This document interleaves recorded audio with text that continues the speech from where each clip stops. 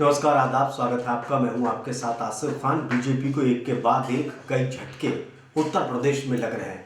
24 घंटे के अंदर 2 कैबिनेट मंत्रियों का इस्तीफा और पार्टी से अलग जाने की बात, और इसके बाद फिर विधायकों के इस्तीफे की झड़ी लग गई। 24 घंटे के अंदर 2 कैबिनेट मंत्री और 5 विधायकों ने इस्तीफा दे दिया और बीजेपी से अलग होने की बात कर रहे हैं। स्वामी प्रसाद मौर्य ने जब से इस्तीफा दिया है, उसके बाद से स्वामी प्रसाद मौर्य ने कहा कि उनके साथ काफ़ी विधायकों की लिस्ट है जो बीजेपी को छोड़ के जा रही है। बीजेपी को ऐसा लगता था, बीजेपी के बड़े नेताओं को ऐसा लगता था कि स्वामी प्रसाद मौर्य बहुत छोटी चीज़ है।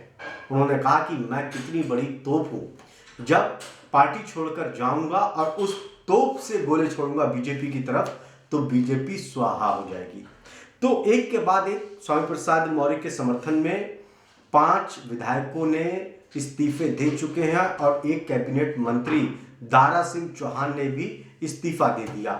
इसके बाद से बीजेपी के अंदर खलबली मची है, जहां बीजेपी दिल्ली के अंदर टिकटों के बंटवारे को लेकर मंथन कर रही थी कि किसको टिकट दिया जाए, किसका टिकट काटा जाए।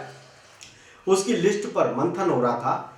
उत्तर प्रदेश के मुख्यमंत्री योगी आदित्यनाथ, उत्तर प्रदेश के दोनों डिप्टी सीएम, उत्तर प्रदेश के बीजेपी अध्यक्ष प्रभारी और बीजेपी के राष्ट्रीय अध्यक्ष केंद्रीय गृह मंत्री अमित शाह, तमाम नेता इस बात को लेकर मंथन कर रहे थे कि टिकट की लिस्ट अब फाइनल की जाए।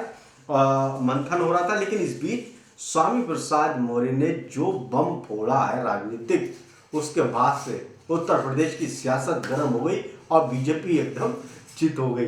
अब बीजेपी जो है उसको कंट्रोल करने की कोशिश कर रही है। बीजेपी मनाने की कोशिश कर रही स्वामी प्रसाद मौर्य को। स्वामी प्रसाद मौर्य से फोन पर बातचीत भी कई बड़े नेताओं की हुई।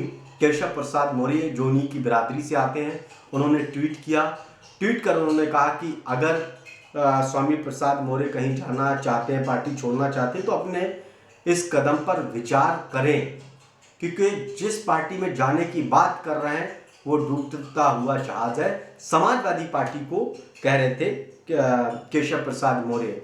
लेकिन इस बयान पर प्रतिक्रिया जब ली गई स्वामी प्रसाद मौर्य की, तो उन्होंने कहा कि केशव प्रसाद मौर्य कोई मेरे सलाहकार नहीं है जो मुझे राय दे रहे हैं, और ना ही मैंने उनकी कोई राय मानी है। जब 5 साल से मेरी अनदेखी हो रही थी तब वो क्या कर रहे थे, तब उनको सोचना चाहिए था। क्योंकि ये जो नेता छोड़ के जा रहे हैं, इनका ये आरोप है कि बीजेपी में दलितों को, अब बयान आया, दलितों को मजदूर किया जा रहा है, इतना मजबूर किया जा रहा है कि वो मजदूर हो जाएं, और दलितों की, पिछड़ों को, किसाने, छोटे कारोबारी, इन लोगों की अनदेखी की जा रही है।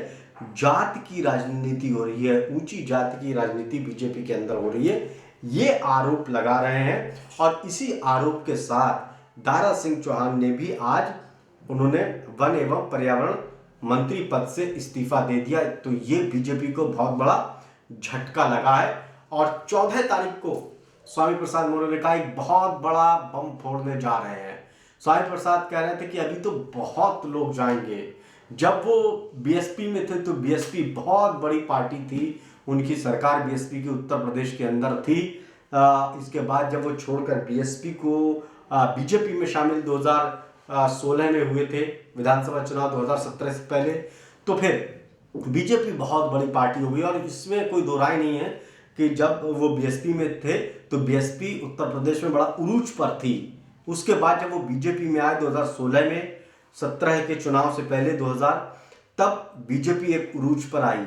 और यहाँ तक कहा जाता है कि 100 सीटें ऐसी हैं, 100 सीटों पर स्वामी प्रसाद मौर्य का सीधे तौर पर प्रभाव है, और दर्जनों विधायक ऐसे हैं जो उनके बिल्कुल खास हैं।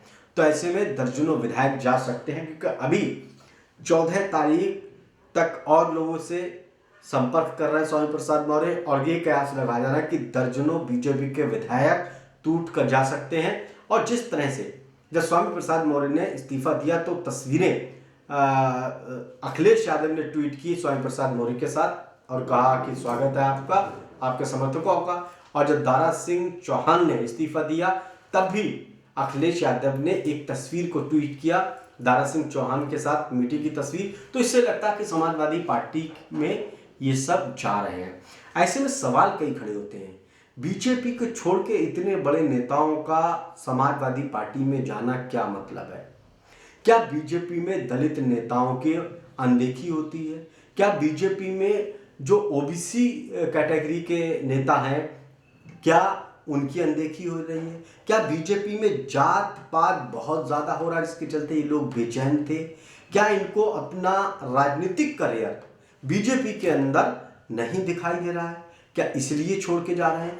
क्या बीजेपी में राजनीतिक भविष्य इनको नहीं दिखाई दे रहा है इसलिए पार्टी छोड़ रहे हैं? क्या बीजेपी सबकी बात नहीं करती है? क्या किसान नाराज है? क्या महंगाई बहुत ज़्यादा है? क्या इनको लग रहा है ये सारी चीज़ बीजेपी को ले डूबेगी? तो इससे अच्छा ये है कि जब जहाज डूबे उससे पहले इससे कूद जाए।